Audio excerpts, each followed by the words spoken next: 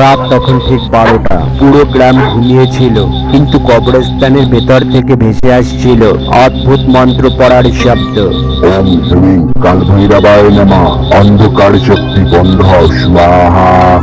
লোকেরা জানতো ওই কবরস্থানে রাতের পর রাত কেউ যায় না, কারণ সেখানে নাকি বাস করে এমন এক শক্তি যার নাম শুনলেই নাকি মানুষের শরীর ঠান্ডা হয়ে যায়।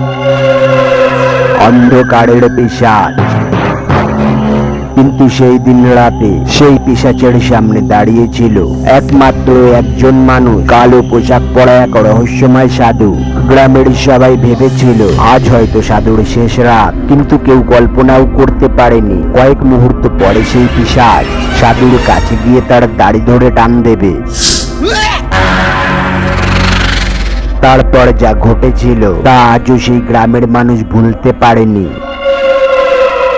অনেক বছর আগে পাহাড় আর জঙ্গলে ঘেরা এক ছোট্ট গ্রামে ছিল একটা পুরনো কবরস্থান। দিনের বেলাতেও সেই জায়গায় কেউ যেতে চাইতো না, কারণ গ্রামের লোকেদের বিশ্বাস ছিল সূর্য ডুবে যাওয়ার পরে সেখানে অন্য এক জগতের দরজা খুলে যায়।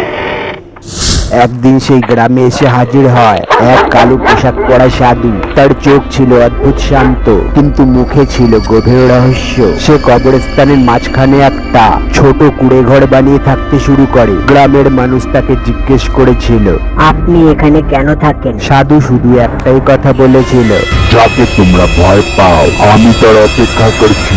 এই কথা শুনে সবাই আরো ভয় পেয়ে গিয়েছিল, কারণ সবাই জানতো সেই কবরস্থানের প্রতি অমাবস্যার রাতে একটা অশুভ শক্তি বের হয়।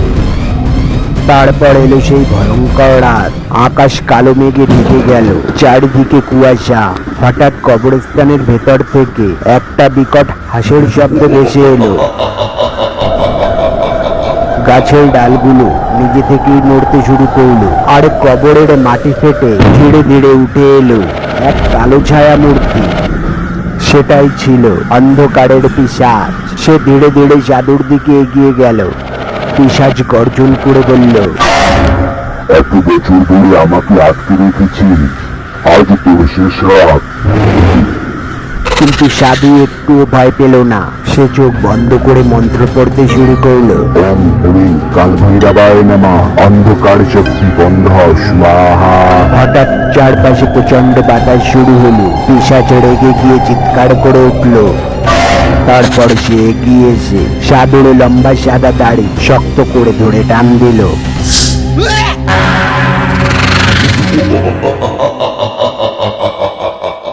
ভাবিস তোর মন্ত্র আমাকে থামাতে পারবি? কিন্তু ঠিক সেই মুহূর্তে ঘটল অবিশ্বাস্য ঘটনা। সাধুর দাড়ি থেকে বের হতে লাগলো উজ্জ্বল আলো।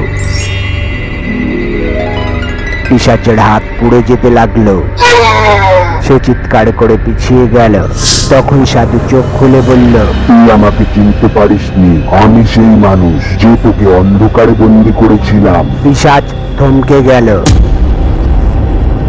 কারণ সে বুঝতে পারলো এই সাধু সাধারণ কোনো মানুষ নয়। বহু বছর আগে এই সাধুই তার আসল শক্তি কেড়ে নিয়েছিল।